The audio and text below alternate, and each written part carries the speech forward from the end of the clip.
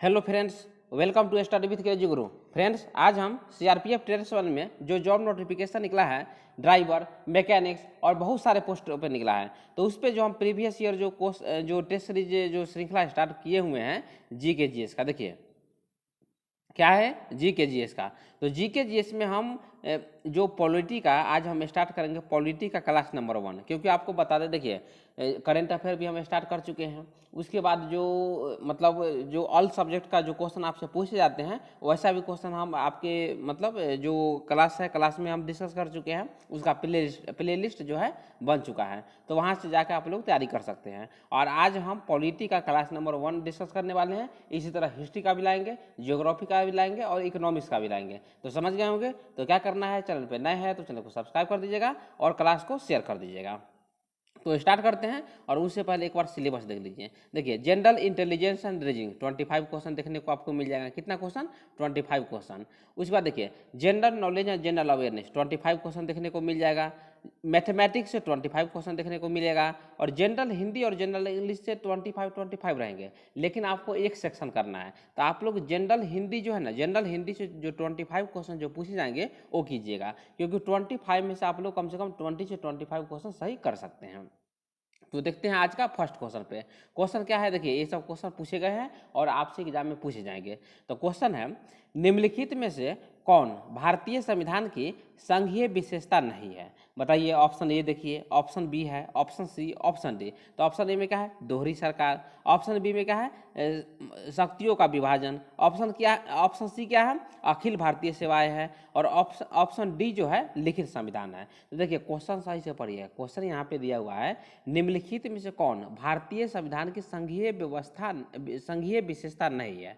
तो option C जो है ना करेक्ट आंसर हो जाएगा। अखिल भारतीय सेवाएं जो है संघीय जो है संविधान की संघीय व्यवस्था नहीं है। नहीं तो जो दोहरी सरकार ये है, शक्तियों का विभाजन ये भी है, लिखित संविधान ये भी है, द्विसदनीय व्यवस्थापिका, दोहरी शासन व्यवस्था आपको बता ही दिए, ठीक है। उसके बाद स्वतंत्र सुप्रीम कोर्ट, ये सब जो है ना जो भारतीय संविधान की संघीय विशेषता है, लेकिन अखिल भारतीय सेवाएं नहीं है। ऑप्शन सी इसका करेक्ट आंसर हो जाएगा, ठीक है। तो इसके बारे में देख लेते हैं, और भी जो विशेष जानकारी है आपको बताते। देखिए, भारत जो है राज्यों का संघ है। क्या है? भारत जो है राज्यों का संघ है, और वर्तमान में भारत में 28, देखिए 28 स्टेट है, ठीक है। 28 स्टेट है और 8 यूटी है। क्या है? 28 स्टेट है और 8 यूटी मीन्स केंद्र शासित प्रदेश है। तो समझ गए होंगे। उसके बाद आपको बता दें, आप लोग सोचिएगा सर भारतीय संविधान की संघीय विशेषता का मतलब क्या होता है। तो देखिए, संघीय शासन व्यवस्था में जो न्यायपालिका होती है, जो न्याय दिलाती है, वो सर्वोच्च होती है, याद रखिएगा। और वह जो होती है कार्यपालिका एवं जो व्यवस्थापिका है उसके जो प्रभाव से मुक्त होती है। तो क्या क्या आपको बता दिए। देखिए, भारत की जो संघीय विशेषता है उसमें जो न्यायपालिका है ना वो सर्वोच्च होती है, और वो जो होती है जो कार्यपालिका है और जो व्यवस्थापिका है उसके प्रभाव से मुक्त होती है। तो ये याद रखिएगा। और आपको बता दें, जो संघीय जो विशेषता है कनाडा की सरकार से लिया गया है। कहाँ से? कनाडा की सरकार से लिया गया है। तो ये भी याद रखिएगा। क्वेश्चन जो है ना यहाँ से क्वेश्चन पूछे जाते हैं, और इस पर हम सेपरेट वीडियो भी लाएंगे। जो जो संविधान की जो शब्द है कहाँ से लिए गए हैं उस पर हम सेपरेट वीडियो भी लाएंगे। तो समझ गए होंगे। नेक्स्ट क्वेश्चन पे आते हैं। नेक्स्ट क्वेश्चन देखिए। नेक्स्ट क्वेश्चन है, निम्नलिखित में से किसने भारतीय संविधान को अर्धसंघीय बताया है? बताइए, निम्नलिखित में से किसने भारतीय संविधान को अर्धसंघीय बताया है? M.V. पाइली है, गुन्नार मिडल है, उसके बाद क्या है A.V. डाइसी है, और के.सी. वियर है। तो देखिए के.सी. वियर जो है ना ऑप्शन डी करेक्ट आंसर हो जाएगा। देखिए ये सब एग्जाम में क्वेश्चन आपसे पूछे जाते हैं, एक बार यहाँ पढ़े रहिएगा ना, क्वेश्चन आएगा आप लोग खुद सही करके आ जाइएगा। तो यहाँ क्या पूछा है, निम्नलिखित में से किसने भारतीय संविधान को अर्धसंघीय बताया? तो जो के.सी. वियर साहब जो थे वो भारतीय संविधान को अर्धसंघीय बताया है, ये याद रखिएगा। तो देख लेते हैं। देखिए देखिए, भारतीय संविधान को के.सी. वियर द्वारा संघीय रूप में लेकिन भावना में एकात्मक, क्या है? संघीय रूप में है जो भारतीय संविधान है, लेकिन भावना में एकात्मक है। अर्धसंघीय के रूप में वर्णित किया गया है। उसके बाद देखिए, उसके बाद और भी जो मतलब जो भी व्यक्ति है उनके द्वारा क्या कहा गया है, यहाँ से एक बार मतलब नोट कर लीजिएगा। जैसे में कौन है, मॉरिस जोन्स है। देखिए मॉरिस जोन्स जो है द्वारा सौदेबाजी संघवाद, और क्या है, ग्रानविले ऑस्टिन द्वारा सहकारी संघवाद, आइवर जेनिंग्स के द्वारा केंद्रीकरण की प्रवृत्ति वाला संघ जो है भारतीय संविधान को कहा गया है। तो ये याद रखिएगा, जितना भी बता दिए ना, जैसे में KCBR इसका ऑप्शन करेक्ट हो जाएगा। उसके बाद देखिए मॉरिस जोन्स क्या बोल रहा है, मॉरिस जोन्स जो बोला है भारतीय संविधान को सौदेबाजी संघवाद कहा है।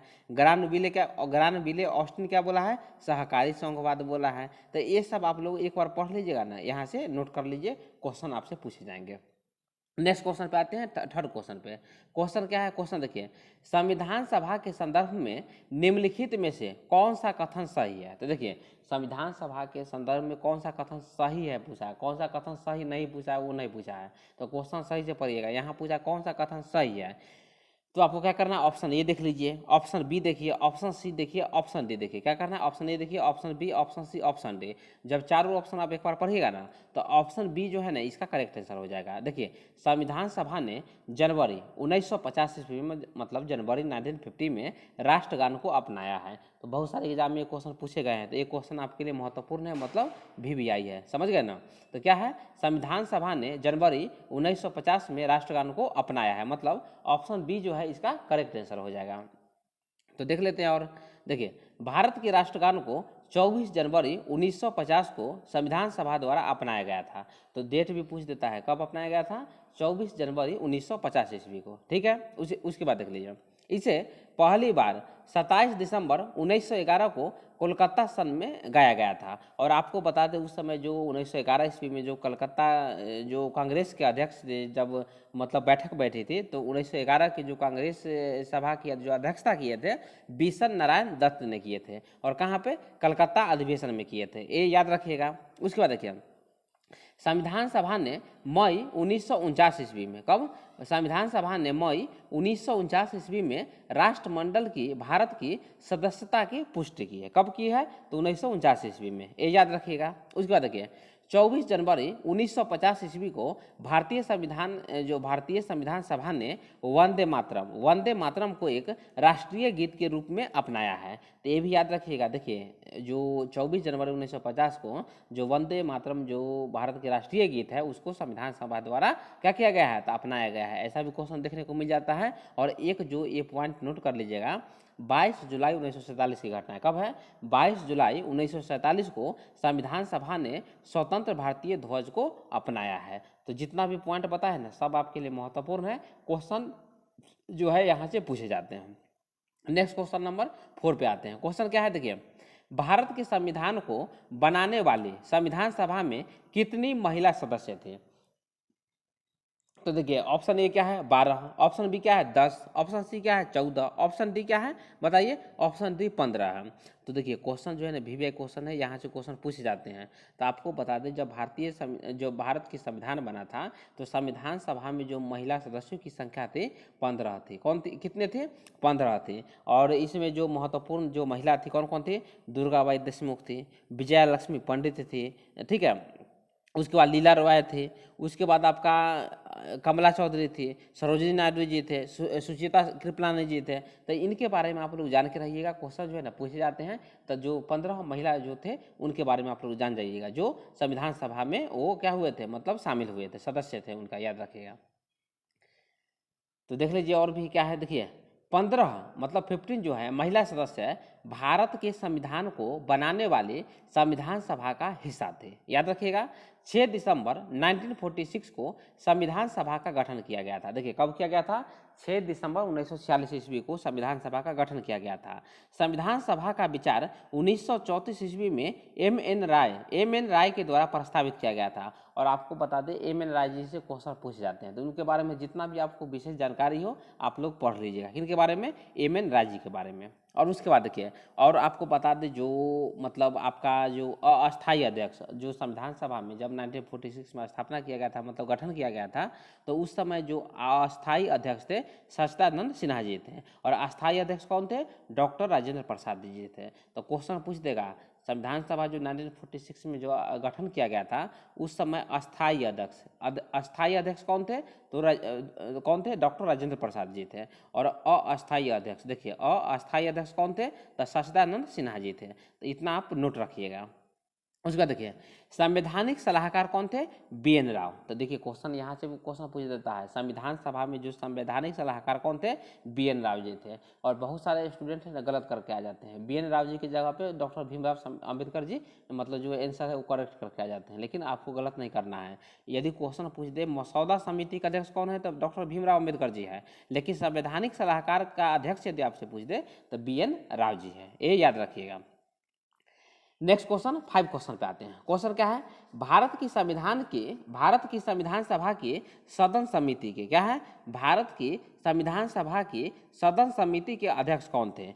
B Pattabhi Sitaramayya, option B क्या है? AV ठक्कर थे, उसका JB कृपलानी जी थे, KM मुंशी जी थे। तो आपको बता दें जो भारत की जो संविधान सभा की जो सदन समिति है उनके अध्यक्ष जो थे मतलब पटाभी सीतारामैया थे। कौन थे?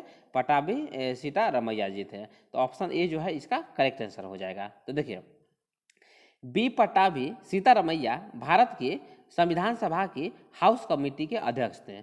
1922 ईस्वी में AB ठक्कर जी ने भील सेवा मंडल की स्थापना की थी। तो ऐसा भी क्वेश्चन बहुत सारे एग्जाम में पूछे गए हैं। भील सेवा मंडल की जो स्थापना किया गया था किसके द्वारा किया गया था? तो AB ठक्कर जी के द्वारा 1922 ईस्वी में किया गया था, ये याद रखिएगा। उसके बाद जो आपके एग्जाम में क्वेश्चन पूछ सकता है, जब स्वतंत्र भारत जब देश आज़ाद हुआ था 1947 ईस्वी में, तो स्वतंत्रता के समय जो भारतीय राष्ट्रीय कांग्रेस मतलब इंडियन नेशनल जो कांग्रेस है उसके अध्यक्ष कौन थे? तो JB कृपलानी जी थे, ये याद रखिएगा। ठीक है, तो क्वेश्चन जो है ना यहाँ से पूछे जाते हैं। उसके बाद देखिए KM मुंशी से भी क्वेश्चन पूछे जाते हैं। देखिए KM मुंशी भारतीय विद्या भवन के संस्थापक थे और कब स्थापना किए थे? तो 1938 ईस्वी में किया था।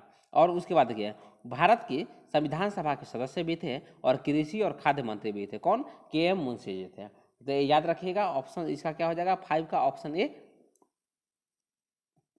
करेक्ट आंसर हो जाएगा। ठीक है, नेक्स्ट क्वेश्चन पे आते हैं।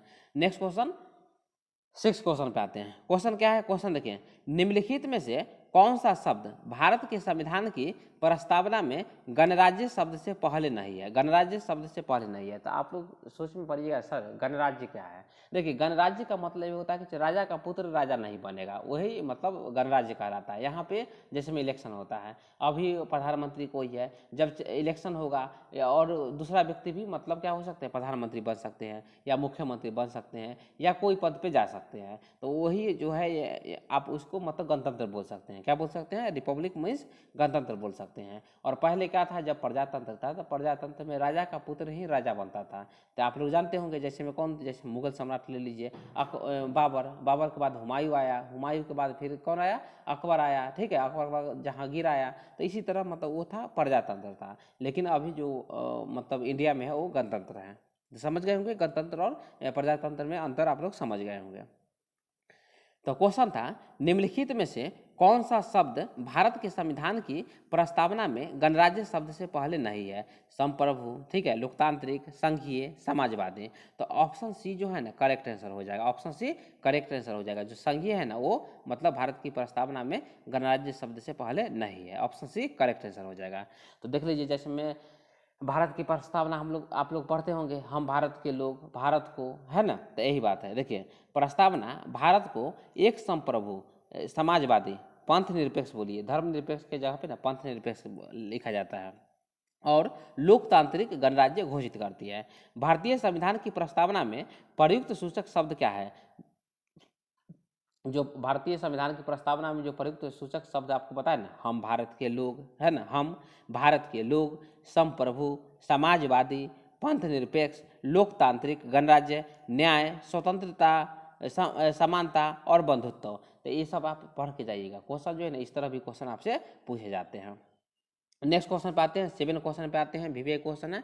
क्वेश्चन क्या है? देखिए अल्लादी कृष्ण स्वामी अय्यर, अल्लादी कृष्ण स्वामी अय्यर भारत की संविधान सभा के मतलब ऑप्शन ए प्रत्यय पत्र समिति के अध्यक्ष थे, या संघ शक्ति समिति के अध्यक्ष थे, कार्यसूची समिति के अध्यक्ष थे, या मौलिक अधिकार उप समिति के अध्यक्ष थे। तो आपको पता रहना चाहिए जो मल्लादी कृष्ण स्वामी अय्यर जो है भारत की संविधान सभा के प्रत्यय पत्र समिति के अध्यक्ष थे, मतलब ऑप्शन ए करेक्ट आंसर हो जाएगा। तो देखिए एक क्वेश्चन बता रहे हैं ना, एक क्वेश्चन आप लोग पढ़ रहिएगा ना, एग्जाम में आएगा आप लोग सही कर दीजिएगा, ये सब समझने वाली नहीं है, एक दो बार आप लोग रिवाइज कर लीजिएगा ना तो आपको समझ आ जाएगा। तो देख लेते हैं क्या है, देखिए अल्लादी कृष्ण स्वामी अय्यर भारत की संविधान सभा की प्रत्यय पत्र समिति के अध्यक्ष थे, याद रखिएगा। उसके बाद देखिए संघ शक्ति समिति के अध्यक्ष कौन थे, पंडित जवाहरलाल नेहरू जी थे, याद रखिएगा। उसके बाद क्या है, कार्यसूची समिति के अध्यक्ष कौन थे, तो के.एम. मुंशी जी थे। उसके बाद है मौलिक अधिकार उप समिति के अध्यक्ष कौन थे, तो जे.बी. कृपलानी जी थे। और जे.बी. कृपलानी जी के बारे में अभी हम प्रीवियस क्वेश्चन में बताए हैं, जब भारत स्वतंत्र हुआ था 1947 ईस्वी में, तो भारतीय राष्ट्रीय कांग्रेस के जो अध्यक्ष थे, कौन थे अध्यक्ष थे, तो जे.बी. कृपलानी जी थे, ये याद रखिएगा। नेक्स्ट क्वेश्चन 8 क्वेश्चन पे आते हैं। 8 क्वेश्चन क्या है, संविधान सभा को भारतीय स्वतंत्रता अधिनियम 1947 की धारा 6(2) की द्वारा मान्यता दी गई है, या 10(a)(1) है, या 12(2) है, या 8(1) है, बताइए। तो आपको जो इसका करेक्ट आंसर हो जाएगा 8 का correct answer option D correct answer हो जाएगा। जो संविधान सभा को भारतीय स्वतंत्रता अधिनियम 1947 की धारा 8(1) द्वारा मान्यता दी गई थी, तो ऑप्शन डी करेक्ट आंसर हो जाएगा। और आपको बता दीजिए जो धारा 8(1) है, धारा 8(1) में क्या कहा गया है, तो देखिए धारा 8(1) जो है निजी सूचना से संबंधित है, क्या है, निजी सूचना से संबंधित है, और जिसके खुलासे से किसी सार्वजनिक गतिविधि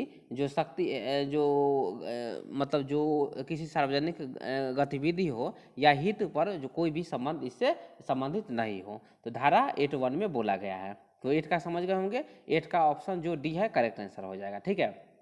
तो और भी जो विशेष जानकारी आपसे पूछे जा सकते हैं देख लीजिए। देखिए संविधान सभा को भारतीय स्वतंत्रता अधिनियम 1947 की धारा 1 द्वारा मान्यता दी गई थी, तो एक क्वेश्चन भी आपसे पूछे गए थे, याद रखिएगा। उसके बाद देखिए अतिरिक्त जो तथ्य है, मतलब आपको बता दें धारा 8(1) में क्या कहा गया है, सूचना का अधिकार अधिनियम 2005 से संबंधित है, धारा 8(1) में आपको अभी बता भी दिए हैं। उसके बाद देखिए धारा 6(2) पासपोर्ट अधिनियम 1962, ठीक है, धारा 6(2) में है। उसके बाद देखिए धारा 10(1) में औद्योगिक विवाद अधिनियम 1947 है, किसमें, तो धारा 10(1) में। उसके बाद देखिए धारा 12(2), धारा जो 12(2) है भूमि अधिग्रहण अधिनियम 1894 में, माल की जो बिक्री है अधिनियम 1930 में, इसमें जो संशोधन भी किया गया था। तो क्वेश्चन जो है ना यहाँ से पूछे जाते हैं, जितना भी धारा बताए हैं ये जो क्वेश्चन है 8 का विवेक क्वेश्चन है, यहाँ से पूछे जाते हैं। नेक्स्ट क्वेश्चन पे आते हैं, 9 क्वेश्चन पे आते हैं। 9 क्वेश्चन क्या है, 9 क्वेश्चन देख लीजिए। जी.बी. मावलंकर भारत की संविधान सभा के मतलब अध्यक्ष थे, तो किसका अध्यक्ष थे, तो कार्योपर समिति, जो कार्योपर समिति है उसके अध्यक्ष थे। तो जी.बी. मावलंकर जी थे जो थे भारत की संविधान सभा कार्योपर समिति के अध्यक्ष थे, मतलब ऑप्शन बी करेक्ट आंसर हो जाएगा, ठीक है। उसके बाद और एक चीज़ और बता दें जो क्वेश्चन में आपसे पूछे जा सकते हैं, लोकसभा के पहले स्पीकर कौन है। लोकसभा के जो पहले स्पीकर है अभी वर्तमान में कौन है, तो ओम बिरला जी आप लोग जानते होंगे। तो पहले स्पीकर कौन है, लोकसभा के जो पहले स्पीकर बोलिए या अध्यक्ष बोलिए, तो जी.बी. मावलंकर जी ही है जो लोकसभा के पहले अध्यक्ष है। तो 9 का क्या है, 9 का ऑप्शन बी करेक्ट आंसर है। उसके बाद देखिए